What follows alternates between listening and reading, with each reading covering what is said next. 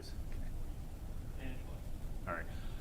Hello, and welcome again to HRN and My New Lungs, as well as Delta V and the Denali Health. So my name is Grichuhin. I'm one of the coaches or pulmonary care practitioner that is registered on the Maryland Board of Physicians as a pulmonary care practitioner, as a respiratory therapist. So today we're going to be going over My New Lungs and how to register into My New Lungs and how to use My New Lungs to your fullest potential. Okay, so we're going to go ahead and dive right in. Now, if you haven't done so, please go ahead and subscribe or like us on YouTube, Instagram, Twitter, TikTok, as well as Facebook.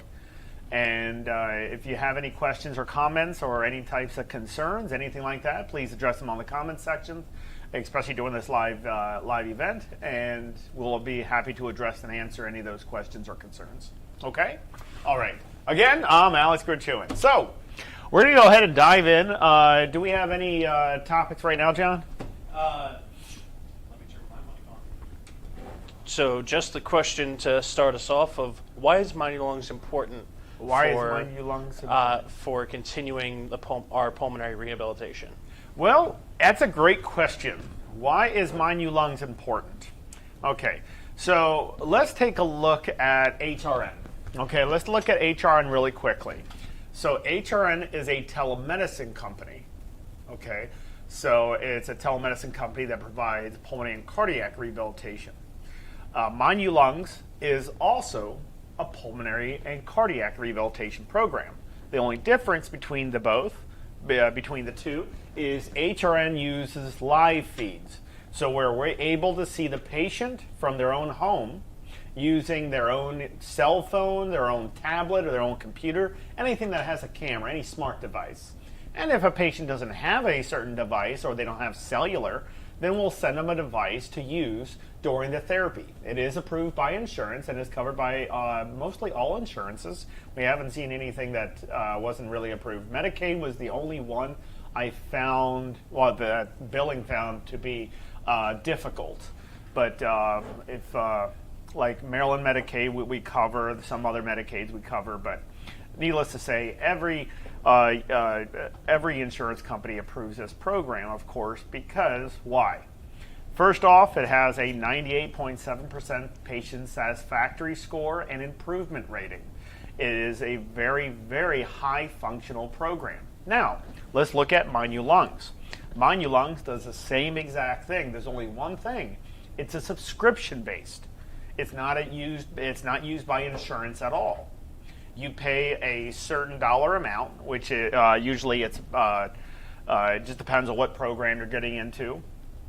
But you pay a certain dollar amount every month, okay? And the only thing is, it's pre-recorded, okay? So we make the videos, clinicians make those videos, and then it's approved by the Chief Medical Officer, Dr. Naveed Shaw.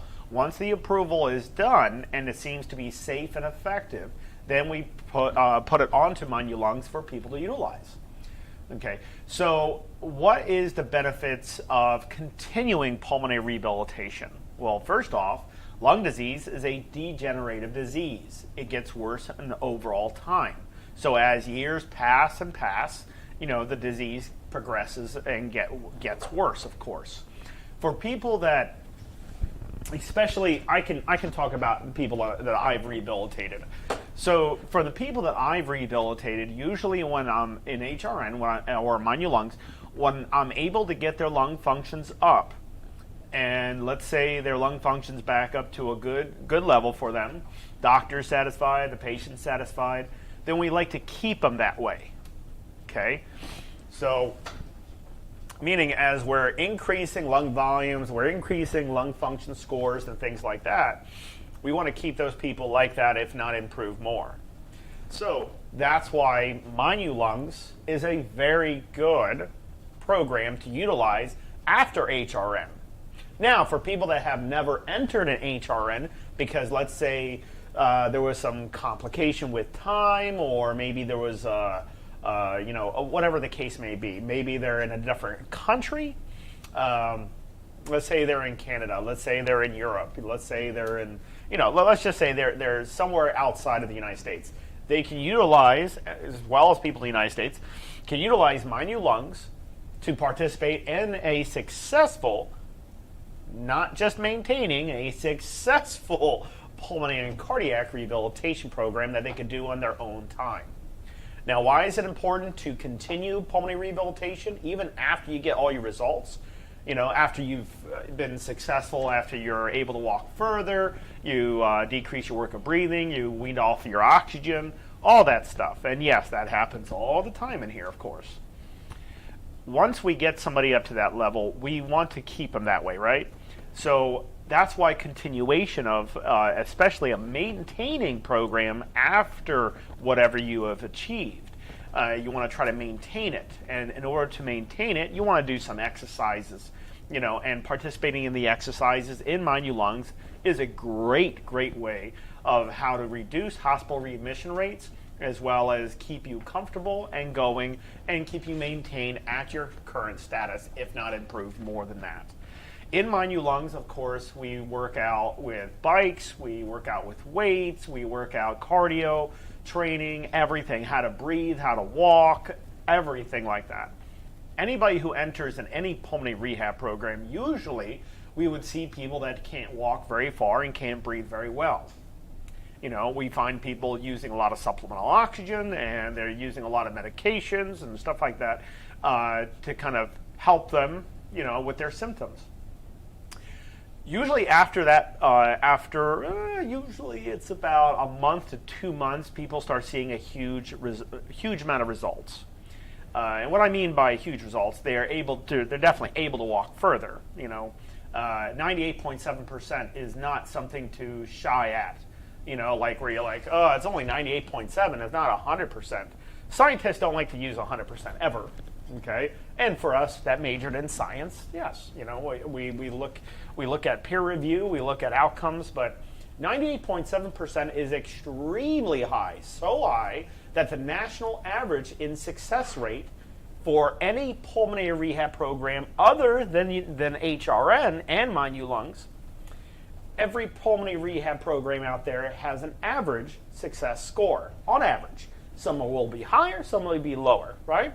But when you're going to average them out, this average was actually a study done by, I'm not sure who the person was, but it was done by the American Lung Association to test and see how successful pulmonary rehabilitation is. HRN holds, in My New Lungs, but HRN holds a 98.7% success rate. The national average is 11% successful. So which one would you choose? Well, kind of goes without saying, doesn't it? Yeah, I mean, yes. Was it Marty has a comment? And those things can't be fabricated or anything. These are studies. These are studies done. They can't be done by us. They have to be done by other entities that govern and do studies. So it can't just be some, you know, Jane or Joe that just wants to do a study. And of course, somebody can do that, but it has to be done by, you know, by somebody that can perform an IRB, which is an investigative review board, which is a clinical study that also looks at peer review. Well, what did Marty have to say?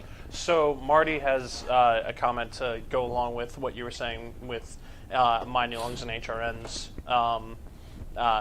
success rates of he went to a rehab facility in Westminster and some years back, and all they did was put him on a treadmill and pretty much see you later. Yep, that's pretty much it. You know, in this program, yeah, obviously they do not. Thank you, Marty. We do not do that. It's just ridiculous, you know. If you really look at it, you have people that are scared, not sure what to do. They look up to clinicians to help them because that's what they were trained to do. And they go in a facility, and all they're doing is jumping onto a treadmill or on a bike, and they expect performance to be 100%. It can't be. It can't be because these people, you know, I mean, these people can't breathe. They can't walk far. They're malnourished. Their legs are weak. You know, it's been a while since they've been outside. You know, it's been a while since they've been upstairs. Why would anybody just put them onto a treadmill or onto a bike? I mean, all they're going to do is wind up with, 2 minutes of exercise, and then they just feel like they're going to pass out. So how we do it, we do it different. Why do we hold a very high success score? Let's look and understand this. How do we at HRN hold at a 98.7% success rate? Can't be fabricated. It can't be embellished, fabricated, anything. These are actual studies, done by doctors. We even have a Harvard Medical School professor doing a study on the Delta V. Since we're seeing huge outcomes, so it's taken in by the studies which is going to be governed by Dr. Naveed Shaw. We have NIH, National Institute of Health. We have all these supporters all over the place about the Delta V, because the Delta V happens to be one of the best and most inexpensive devices that can increase respiratory muscle growth. And it does a lot of other things too, of course. But the fact that it works in general. It works, yes. Very well. Yeah, so why do we hold such a high success rate? It's because we don't put people on bikes at first. They can't breathe, they can't walk. So the first thing we're going to do, very first thing, is fix their breathing so they can tolerate those types of exercise, so they can handle those types of exercise, so they can do more than 2 minutes on a bike, or maybe 60 seconds on a bike or onto a treadmill before the person feels like they're going to pass out. You see, if you put somebody on, and this is my psychology on this, I feel as a pulmonary care practitioner, I feel if I just put somebody who is malnourished, he or she is weak throughout their whole body, has high anxiety, wears a lot of supplemental oxygen, is confused about what to do or anything like that, and is maybe also, of course, saying high anxiety, scared to go outside and things like that. Well, I would never put that person onto a bike, because as soon as I do so and the person desaturates, they just stop, or the clinician just stops them right then and there, which is probably the right thing to do, but that person goes home and says, I only did for like 60 seconds. Every single time they go to the facility, they come back, they're not feeling like they've been helped. They're like, I'm going to see what happens, maybe they're going to change things, maybe they're just testing me out or something. They're evaluating me, they're doing assessments, but we're here to fix the problem. We're not here to, make you feel bad and worse. So I would never put somebody on a treadmill at first thing. The first thing I would do is improve their breathing, so they can go on and they can feel like, all right, I came in not being able to do a lot. Now I'm able to. Now I'm understanding that I have to increase my respiratory muscle growth. I have to learn how to breathe and walk. The coaches are with me at all times. Making sure I'm doing the right thing. And the person goes home like, I learned a lot. Person's going home says, man, did I work out? I worked out. And I actually worked out further than I did the day before. And that's important. That's very important. That's extreme. Because that gives confidence. A person is confident now. A person's like, okay, this program is obviously doing some good. I'm not staying the same. I'm improving. And I can visually, and even on a self-assessment scale, subjectively, can understand that I am improving. That's what you want to see. That's a good pulmonary rehab program. That's a program that you definitely want to get into. So, yes, the difference in pulmonary rehabs. So HRN and My New Lungs have a very, very high success rate. HRN happens to have the highest one. My New Lungs is still being studied more and more because of it's actually being studied currently, of course, because of its success rate is very, very high. From our past, I believe on Tuesday, I talked about the American Thoracic Society, and there was a lot of doctors, a lot of clinicians, some patients. There was some people coming in that were civilians that were, had a very unique and rare disease, and there was this one that had LAM. Did I tell you about this, John? You mentioned it in the meeting, but you didn't explain what LAM is. Well, okay, it's a very unique type of lung disease. It's very rare as well. I don't have the stats in front of me, but it was a rare disease. And to be perfectly frank, because it was a very rare disease and it wasn't something very common, I did not research a lot into it at first, and now, of course, I have researched. But I told the person, because this patient of somebody's, some doctor, this patient came into the American Thoracic Society wearing supplemental oxygen, and I looked at her and I said, hey, how would you like if I'm able to wean you off? And all she did was laugh. She says, first off, you don't have me. First off, you don't. And I'm like, how about if I'm actually able to? Would that be worth something? What if I'm actually able to wean you off oxygen? What if I'm actually, no, because this disease, you can't do that. Well, COPD, you can't increase lung functions, but we do it all the time. So I had this person that was just very defensive. It's just like, no, you don't know what you're talking about, things like that. And of course, I described, the lung disease. I described, how I would do it, and talked to her a little bit more. Even showed her just a little bit, just a little bit something. And she went from a don't want to is okay, I need you. Just like that, just like that. It took some finesse, but the point is that why am I fighting so hard for just one person? Why would I do that? I mean, I have everything I need. Why would I need to do that? I'm not a salesman. Okay? I'm a clinician. Why would I do that? Because that's what you're supposed to do. When somebody is confused and not sure what to do, and then you have somebody who feels like all hope is dead, and this person goes to the American Thoracic Society conference expecting to see new types of help out there, the new clinical stuff, new therapies, new devices, new pharmaceutical drugs. The person is going there to see what's new. And HRN, even though it's been around for 5 years, which is still fairly new, HRN is one of those things that are kind of new, that a lot of people do not know about. Okay, she did recognize me from YouTube. She did recognize me from YouTube, but I emphasized to her, I said, if you give me a chance, you give me one shot, just one chance, and if you don't improve at all, then no hard feelings. You give me that one chance and I will improve you. It will happen. So she took me up on that offer, which she should have.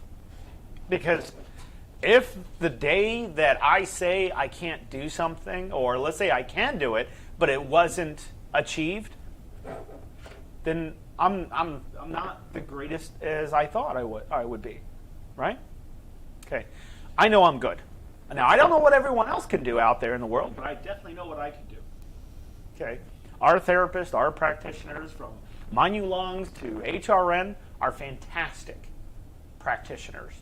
They have massive amounts of experience rehabilitating people that can't do a lot, being able to, for them to do more after therapy. That's what you want, So let's switch gears here and let's get into My New Lungs. Oh, yes! As I'm getting set up here, Michelle, you have a question regarding My New Lungs, but I think as we're going along, that question will be answered. What was the question? Just simply, I got My New Lungs for 3 months, and because she was in the HRN program, so she got it while she was in here, and then what is it?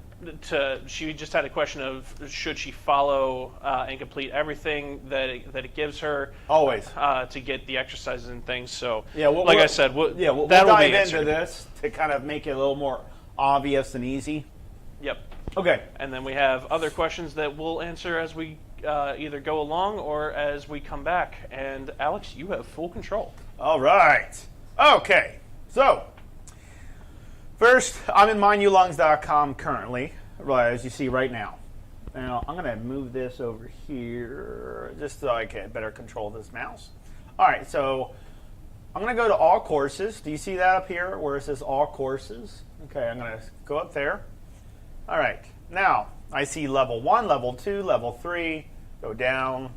I see courses with Nicole Platt. I see courses from Lesson 1. Delta V training. Now, if I go down, you see the Master Pass. Get access to all courses. I'm going to click on that. And as I do that, that is $39.99.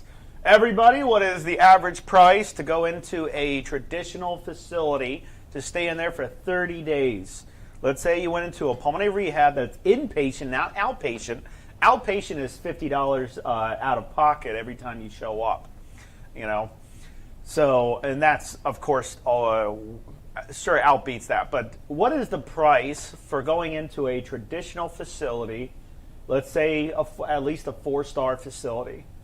$21,000 is the average for inpatient, not outpatient.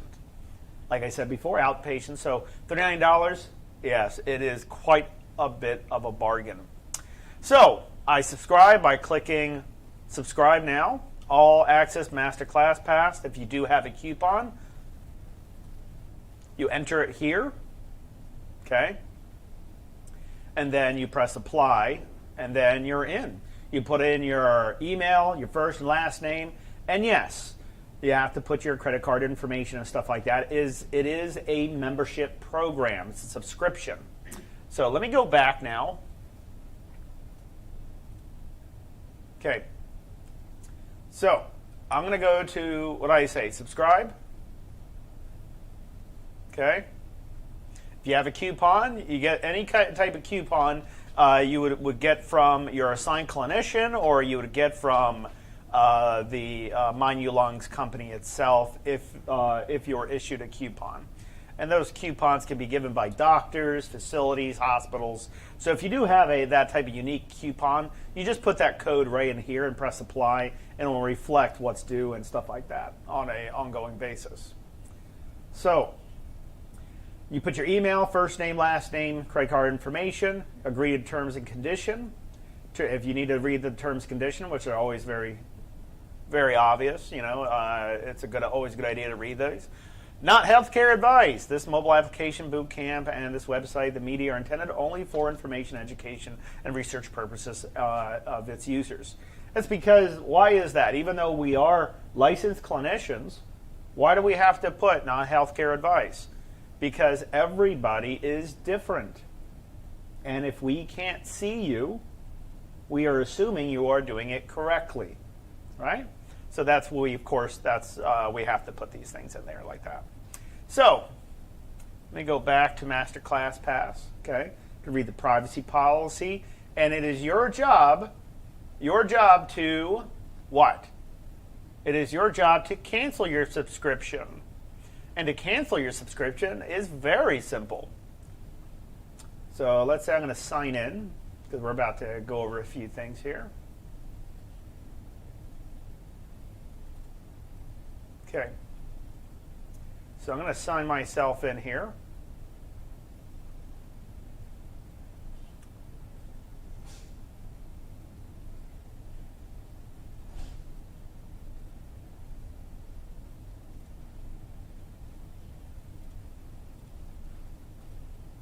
Sorry, my mouse is acting up. Okay, now I'm signed in, since you're already signed in. Can always rely on Wi-Fi as well. Yeah. So, all right. So let's say I start with level 2. Okay.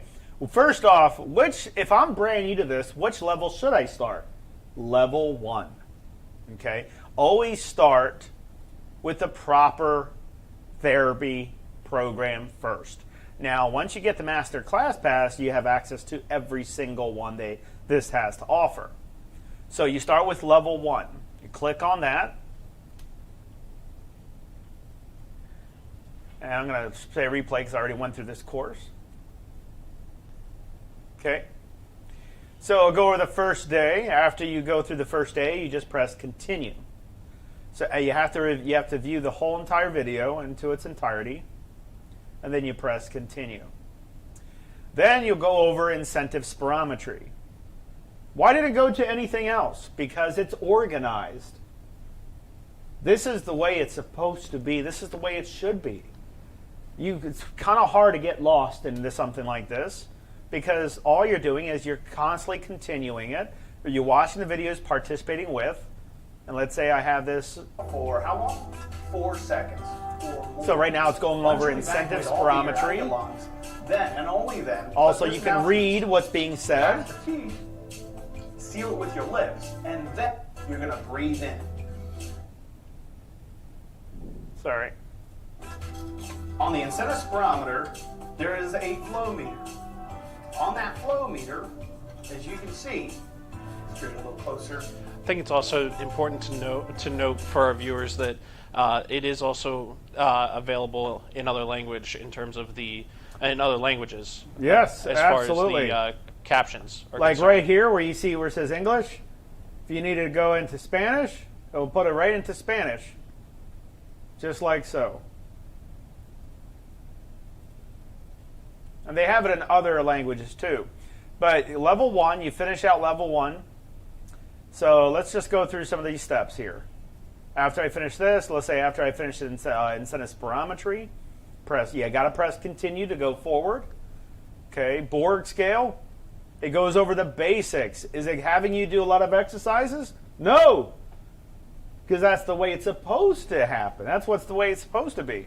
We're supposed to go over breathing, how to breathe, what's the purpose of breathing, what's the purpose of, like, what is a lung disease, what's the point of using respiratory medications, how do you take respiratory medications, how do you relax, how do you reduce anxiety, stress, all that stuff. You've got to get that education before you can jump in. Because your job is to, after you graduate, after you feel confident to go outside, is to utilize the tools and the techniques that were in Mind You Lungs to your benefit.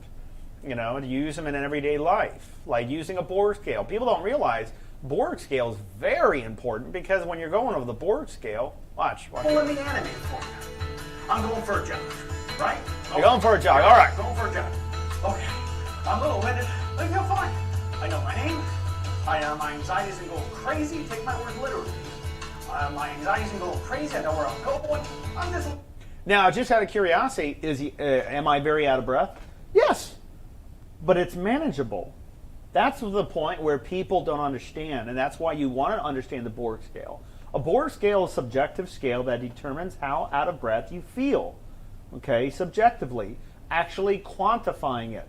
Because I can say I'm out of breath, but if I was completely out of breath, how would I be able to talk? I couldn't. So then how out of breath am I? Is it manageable or is it unmanageable? Because currently, I have never seen one athlete that didn't get a little winded when they worked out. That's called normal body. Yeah, that's just a normal body. Just completely normal. Nothing wrong with that. It just means CO2 is climbing, and my job is to get rid of the CO2 that's accumulating too much by breathing even it out. NFL players need oxygen on the sideline. Oh, yeah. So, I go to the next. Then I start doing respiratory muscle training with the use of a delta V. So why is it organized this way? Because we want to work on your breathing first. So then you do incentive spirometry training. So one's an exercise. This is not the same one as the other one. One's an exercise while one is an education video. And you just follow along. Press continue. Introductory to day 2. So yes, that was 1 day of therapy. And then you'll see incentive spirometry again. Why? Because you should be doing it every single day. Respiratory muscle training, you should be doing it every single day. That's why you see the Delta V interactive exercises. And these are very unique because this is like your incentive spirometer, and when you attach the Delta V to an incentive spirometer to manage the flow rate system. So let's say I was going to play this. Make sure it stays between the arrows. So you're inhaling, you see the lungs coming up and going down. Exhale, exhale, keep exhaling, keep exhaling. Keep your flow meter ball in the middle of the indicator. Keep it going, keep it going, keep it going, keep it going, keep it going. Exhale. Exhale. 1,000, 2, 3, 4. Yes, that's called respiratory muscle training done the right way. Gentle exercise for respiratory muscles. You'll be going through a lot of this, and a lot of the videos will repeat itself because it is necessary to do it over and over again. You don't do exercises, you don't go in a gym one time and expect to be strong for the rest of your life. You have to go in there 3 times a week, maybe 4 times a week, maybe 5 times a week, depending on what you're trying to achieve. People that want to maintain their physical, their physique and their endurance, will try to exercise at least 25 minutes per day on a bike or on a treadmill, or just walking a brisk walk outside or something like that. But yes, pursed lip breathing. Why is pursed lip breathing important? It's going over a lot of the basics. It's doing a lot of respiratory muscle training. And I'm learning about cardiac diet with Nicole Platt. And multiply by 2 if having a sandwich with 2 pieces of bread. Second, the total calories provided per serving are listed, followed by the total. I'll learn the dietary, what's the proper diet. I'll learn from cardiac diet to lung diet to everything. COPD diet, everything. Guys, keep the questions coming. We'll Yeah. answer them at the end or as we go along. Hand washing. Well, these are pretty generic things. These are things that you should learn. Now, a lot of people will skip this type of video. You never want to skip it because we'll see that. Don't ever skip this video. Hand washing was performed, let's say hand washing was performed inside a facility, and there was about 70% of the clinicians didn't know how to wash their hands properly, or they neglected a certain area on their hands. So yes, hand washing, it might seem pretty easy, but there are steps and rules to things. Well, remember, that was huge during the height of the pandemic. Oh, absolutely. Like if I told somebody to do a Turkish twist, what would they do? They probably have no idea what a Turkish Probably twist just do is. this. Yeah, maybe. You can't see me. I have my hands balled up, and I'm just twisting them. Yeah. So let's say I continue that. I go through oxygen safety. How far away am I supposed to stay away from fire? 6 feet. Okay. What's the proper calculation for calculating let's say an E-cylinder oxygen tank to go from point A to point B? I'm going to be out for about 4 hours. I have 2 tanks, each of them filled to, let's say, 2,500 PSI, and I'm running at 2 liters per minute. That's what this would tell you. Oxygen duration, oxygen safety, things that we should know about, things that we should use and know. Medication and treatments, how to use a nebulizer, easy way to take respiratory medications. Why do we like nebulizers the most? Why are we sometimes pro with meter dose inhalers? Why are we pro to nebulizers? These types of questions are answered in these videos. Then you have respiratory muscle training again. And you'll do it again. And you'll do it again. Medication physiology, understanding how medications get into your lungs. What's a SABA? Short-acting beta agonist. SAMA, LABA. LABA is long-acting beta agonist. Inhaled corticosteroids, ICS.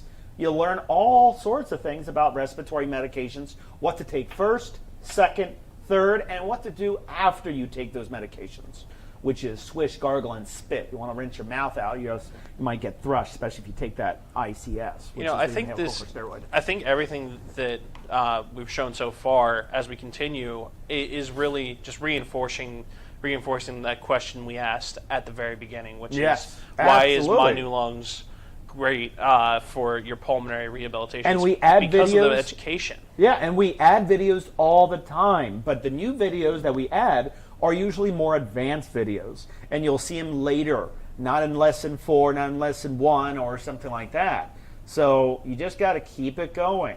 So you just run through the videos, and after you're done, you go through Borg scale, you go through talk test, interactive stretching, which you interact with it. So let's say I was doing interactive stretching. Let me enlarge this. You have somebody using a belt, one practitioner using a belt while the other person is using their hand. There's a timer above here, like on the top in the center. You're holding that position. And let's run it down time a little bit. So that's the whole time is usually 30 seconds, which for large muscles, you always want to do that. Okay, now switch. Now they're going to switch out for the next one. And how long they hold? Hold time is 30 seconds. So it'll teach you step by step by step on what to do every step of the way. That's why a lot of doctors, especially at the ATS, were looking at My New Lungs as a definite alternative for people that they cannot get into a facility at all. And they'll use My New Lungs. We had a lot of people in France, a lot of countries like France, Italy, a lot in France. I was kind of shocked of how many people in France, how many doctors in France needed something like this. So yes, it is going to be in French and other languages too, of course, not just English and Spanish.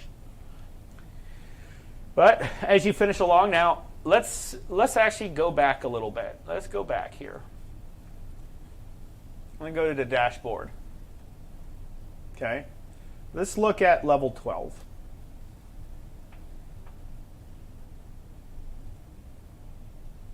Now, if I go to level 12, you're going to find incentive spirometry still in there, but the videos are a little different. You'll also find that, let's say I press that and continue. Linda has a good question. What's the question? Do the Delta V and spirometer come with this program, or do I need to order them separately? Well, the Delta V is a separate device than an incentive spirometer. We don't manufacture this incentive spirometer. The Delta V company manufactures only the Delta V.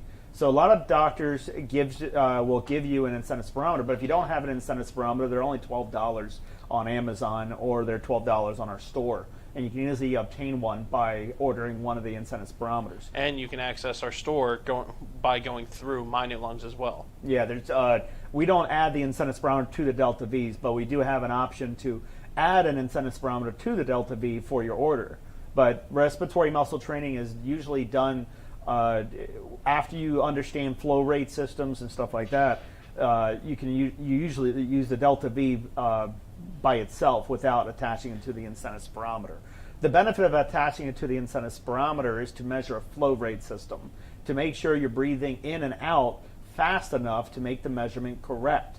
Because if you breathe in too slow, the weight setting might not be equivalent to what it's supposed to be. For instance, if I inhale on a Delta V at a certain speed, and I have it set to, let's say, a 5 or a 6 on a Delta V, but if I breathe in too slow, the resistance might equate to 1 pound, when a 5 at a proper speed of inhale or exhale would equate to almost 8 pounds of resistance. So it depends on how fast you breathe in. So when you attach it to an incentive spirometer, you're using the flow meter on the incentive spirometer to manage your speed of how fast you're breathing in and out. That's why the doctors and clinicians love it, because they can see if their patient is improving or not. They can see, and the patients themselves can see their volumes improving. Other devices don't incorporate that. That's why it's beneficial to attach it to an incentive spirometer for the first couple months, just to understand how fast you're supposed to breathe in, so you can understand the weight setting and the resistance settings and how fast you're supposed to breathe in and out. Questions? So we actually have one from Michelle. She said she didn't sign up for the masterclass with hers, but has been doing hers for 3 months, so she's not sure why. But she's still showing improvement. So. Oh yeah, I mean the program works. I mean it's obvious it works. The program of course works, but if you needed to get out of that and go into the master class pass, so let me go back to the dashboard really quick. Okay, what you would do is you go to your profile. Okay, I go to my account. You see that arrow right there? So I go to my account. Sorry, my mouse isn't working very well. Okay, billing. On the very left side, you said edit profile, Alex Grichuhin. Okay, billing. I go to billing, click on billing.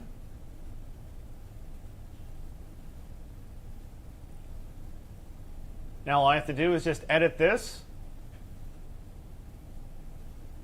and I'll delete the card. And now you can't get billed anymore. And of course, once the subscription ends, it'll stop the program for you automatically, because it can't charge anything because you deleted the, but that's how you stop it. That's all you do. Just delete, and then you're done. If you have any problems with that, just give us a call. But you got to make sure you call us during normal business hours. All right. Okay, now let's go back. All right, let's answer questions here. All right. So So what I was trying to say is, once you cancel it, go back in and register for the masterclass pass so you can get all courses. Because if you register for just like one lesson, and you were charged like $10, for that one lesson, even though you're still improving, I think it's great. But it's always a good idea to kind of look at other videos and interact with other videos. We had one brand new one that came out that John just finished out. And that's with the NCR trail, biking on the NCR trail, and 3 new ones that just came out. But the one I was looking at last night was that one, and you interact with it. It's a very interactive program. You do it all from home. You don't have to go out worrying about pollen or things like that can cause a heightening of inflammation or things like that nature. And if memory serves me correctly, Sure. In the video, you actually, obviously preferred is to be riding a bike, but if you don't have a bike, you actually explain how you can still that do the focusing on me? exercise. Yes. Okay. So in terms of everything, that's Beautiful. Yeah. Let's go over some questions. So Glenda has a question. Says her primary care doctor wants her to wait to sign up for anything until she sees a pulmonologist. She's not sure what she should do. Well, we have a pulmonologist here. It's always a good idea. I don't think there's anything wrong with talking to one of our providers and just getting some advice, things of that nature, But if you want to wait, it is a progressive disease. If you want to wait, the worst thing you could ever do is wait until worst case scenario happens, meaning that you are pretty much at the end of all stages. But even if you were at that level, we're still able to rehabilitate you, actually. It happens all the time. We see people like that. They just wait. They're like, okay, obviously the Windex down my throat is not working and this and that, because they're trying to be their own doctor, which is ridiculous. But That story comes up a lot. that does come up a lot. Yes, it does. But yeah, it's your call. We're not here to force you to do something. We're clinicians. Our job is to rehabilitate people, and that's what we do, and we do a very good job at it. And that's why HRN and Monulungs are an awarded, we get, there's a lot of awards that the programs won, past tense. Any other questions? So we actually have one from Glenda, who this is a pretty big question. So, Sure. She says that she's been using Delta V and doing the rehab, and when she started, she was only at 500 milliliters On the spirometer, on the okay. spirometer when she first started, and now she can do 1250 to 1350. Good. On the Delta V at a 5 on the spirometer. On 0 on Delta V, she can now do almost 1500 after 3 weeks. But remember, you're not looking at the volumes when you're doing Delta V training. You're looking at the flow meter setting. You're looking at a flow meter. Very important. Look at the flow meter. Go over the video of what you're supposed to look at. You're supposed to look at the flow meter. So the flow meter is on the either the right or left side of your incentive spirometer. It's the ball that goes up and down that stays within a proper parameter. The incentive spirometer, the piston chamber, where all the numbers of 500 to 1,000, 1,500, 2,000, 2,500, and so on and so forth, that's the piston chamber. That's volume measurement. So anytime you're measuring, you measure with an incentive spirometer to correctly measure, but you set the delta V to a 0, which that's what it's supposed to do. That's what you're supposed to do. You set it to a 0 to measure. When you're doing respiratory muscle training, trying to increase respiratory muscle growth, you set it to a setting of anything higher than a 0, which is a 1 to a 7. 7 is the highest setting, while 1 is the lowest setting. Well, technically 0 is the lowest setting. But so the question was? So the question was, is that good? Is that a good thing? Going from 500 to 15 or a little bit, of course that's good. That's fantastic. That's great. So keep it up, Linda. Yeah, because before 500, poor thing was probably getting out of breath quickly. I mean, 500, that's not enough for a human being. The best somebody at 500 milliliters can do is probably sit still and just stand up for very little periods of, just very short amount of time. But when you increase that volume, you'll get more, as you breathe, now your lungs are able to open up more, you'll get rid of more CO2. Now that your lungs are able to open up more, you'll get more oxygen coming in. That's how do you think we wean people off oxygen? We have to increase, it's not a medication or anything that we use. We increase respiratory muscle growth. We do things naturally, the way the body was supposed to work, which is breathing at 500 is just too little.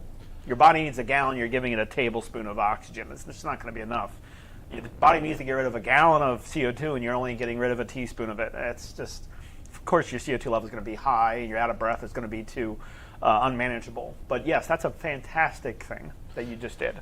So Michelle has a great question that is a good distinction for those that are HRN patients versus those that are not and are signing up for Mind and Lungs. Her question is that she is signed up in the HRN patients only 90-day program for, and because she's a patient here. Correct, yes. Or she was at the very least. So she was asking, will she still get everything that we were talking about, or will she need to sign up for the master class after that 90 No, days? if you're a patient of HRN, once you leave HRN, you're no longer a patient of HRN. And you could have been a prior patient, then basically you sign up for the regular thing. They have to charge, the Mind Your Lungs there has to be a charge there. It can't be free because there's no one to pay for the doctors and clinicians for their time and all their experience to help rehabilitate something. So there has to be a cost. The cost is very, very low, of course, as you can see, and a lot of people sign up for them. So with the so if you're an HRN only patient, you will have the same access as somebody else. It's just the HRN only patients. If you're not a patient of HRN anymore, and the security will actually see if there's somebody else that their name is not in with HRN, because we have the computers here to do that. If they see that you're not an HRN, then they might boot you out or give you a notice that you have to cease and desist. But that just means you have to sign up for the regular master class pass. But if you're an HRN only patients, then you'll have the same access as the master class pass. I think that's a great distinction in terms of explaining that. Yeah. Because there are essentially the two options, really. Yes. But then we go to Kenneth, who this is great for another Delta V question, really. He says, I've been on oxygen for 2 years. I was diagnosed with severe COPD. He bought the Delta V a month ago. As a result of that, he's now off of oxygen and is only using it at night to sleep, and is able to do the treadmill 3 times a day. If I could read, that'd be great. Oh, so he improved and cut off oxygen? Wow. Well, of course that happens. No, Kenneth, I think that's fantastic. But everybody, that's what you should be expecting. Nobody stays the same here. Everyone who joins into HRN, and then you have people that are just wondering, well, I don't have the time. My work schedule is difficult. Mind You Lungs is self-paced. There's always going to be a reason not to do something. Always. Okay? And if you feel like you're at ground bottom of your health, then why would you stay in it? If you can't walk far because your breathing is so complicated, why don't you improve your breathing with our company, with our program, because it will work. And improve your distance, improve your longevity of walking, fix the problem. That's one thing I don't get sometimes, is where somebody feels like they're at ground bottom. And I was like, then why would you stay at ground bottom for the remainder of your life? Because a lot of times they don't have they don't have the knowledge to how do I come out of this? This is a degenerative disease, just gets worse over time. Why fight it? Well, because no one has to die that way. See, if you keep it unmanageable, you keep it getting worse, and of course you're going to die that way. But you don't have to go out that way. There's a lot. I mean, you have no idea how many patients actually come into the program, and literally we're told by their doctors that they will never improve, that they'll never get better, and every single one gets better. I think they just accept their fate. They accept it, or yeah. what they think is their fate, I should say. Guys, I'm on your side. We're fighting for you. Help us help you. But I'm not kidding. We're fighting for you. And ATS to all these other doctors' offices and stuff. I was surprised how many doctors didn't care. Like, they cared about their patients, don't get me wrong. But there was a lot of doctors that didn't even care about the concept of an improved pulmonary rehab program for their patients. All they wanted to do is get that patient into their own facility so they can make more money. Instead of, so why not send that patient that has a lot of complications to a program that actually legitimately works? I had somebody saying they had to travel like 120 miles to get to a facility, and they opted out after a couple sessions because they couldn't do it. The travel, the gas expenses were very, very high. I mean, stay home, everybody. Do the therapy, get improved, then you can go back outside and being able to do things that you probably haven't done for a long time. That's what you should be expecting with a program like this. That's what everyone should be expecting. Rebecca says thank you. You're very welcome. So Pamela has really a statement saying she's using the Delta V and has improved her breathing greatly over the last 3 months, and she's going to sign up for My New Lungs today. That's fantastic. That's fantastic. Actually, I was thinking Dr. Shaw is doing the study with this guy at Harvard Medical School because they found the Delta V is very, very, it's very user-friendly. It's very inexpensive, but it works tremendously as it's used by doctors, in doctors' offices and hospitals and clinics throughout the world. Actually, it's a global thing. Let me see. I'll let me get with Dr. Shaw. And what I was thinking is, if you guys want to participate in the study for the Delta V, I think there's something we can do to get you into the program. You would use the Delta V, but you would be part of the study, and in a way of saying to be in part of the study, you pretty much would we would waive the fee for you. But I would have to double check with Dr. Shaw if we could do, I know we can do something like that, because he mentioned about something about that. Because we usually use our patients that are in the program, and we look at the data that we obtain from our clinicians. But I'm sure there has to be something. I will bring this up on our next feed next time, which will be Tuesday. But I'm sure there is something we can do with that. And this is just to help us, but also help you. So it's just a quid pro quo, something for something. So Diane has a question Sure. About My New Lungs. She says she just got over pneumonia. CT scan shows lungs are clear now. She's still doing My New Lungs like she was before the pneumonia, and she was walking fine. Oxygen was 97, pulse 109. Now it's 89 and sometimes 120 for her pulse. Okay, that means volume. I already know the answer to this. You're breathing too shallow with your exercise, so you definitely have to improve respiratory muscle growth, because if you're at 89 and your heart rate's 120, depending on what your age group is, meaning like how old somebody is, you take the number 220 minus the person's age, and then you have the person's maximum heart rate. So what I'm hearing right now, and mind you, this is what experience gets you. This is, just like if somebody's experiencing something else, they're probably really, really good at what they do, right? So, I already know the problem. You're breathing too shallow where you're only pulling in a little bit of oxygen in, and you're only exhaling because you can only breathe in a little bit. That means you can only exhale a little bit. So what I'm trying to say is the reason why your oxygen levels are at 89, which technically is still normal, because it has to be 88 or above. So even at 89, you're only pulling in a little bit of oxygen, which is not going to be enough for you. And the reason why your heart rate's high is because your CO2 level is climbing, because you can only exhale a little bit of CO2 instead of a lot of CO2, breathing out more.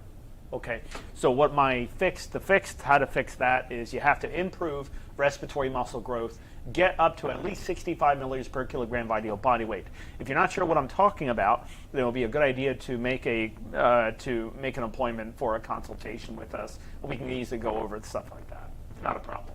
She was also wondering, is it safe to continue to walk? Of course it is. Yeah. Yes, of course it is. She You always want to says consult with your doctor before doing any exercise or anything. You always want to consult with your doctor. But I mean, there's a lot of doctors here, but I'm just saying that you still want to get, a doctor's note on this. Now, oxygen at 89, somebody's walking, that's fine with me. I mean, that's not dropping very much at all. You're still normal. So there's nothing wrong with that oxygen level. So walking would be fine. Now, what's the knockout point? Does anybody know this? What's the knockout point for oxygen? Meaning, how low can my oxygen go before I will come close to passing out? Does anybody know this number? So 70s. So if you're around the 70s, okay, if you're around the, unless you have another problem, but if you're down in the 70s, high 70s to low 70s, you're at a knockout point, meaning you're about to pass out.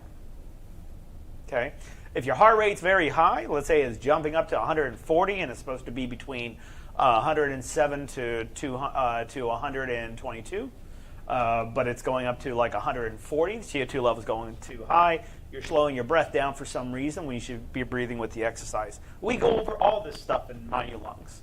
That's why when you're using Mind Your Lungs, that's why it's successful. The education and the exercises are extremely beneficial. I would highly recommend doing that, especially if you're scared about going outside, but how to breathe with the exercise, making sure you incorporate not just breathing with the exercise, but also how to do what? How to manage your own symptoms. Okay? So as you're breathing, how deep should you be breathing in as you're walking? Halfway of your max, not your current. So for instance, let's say you use your incentive spirometer. There's another person that said they were at 500 milliliters when they first started. Now they're at 1,500.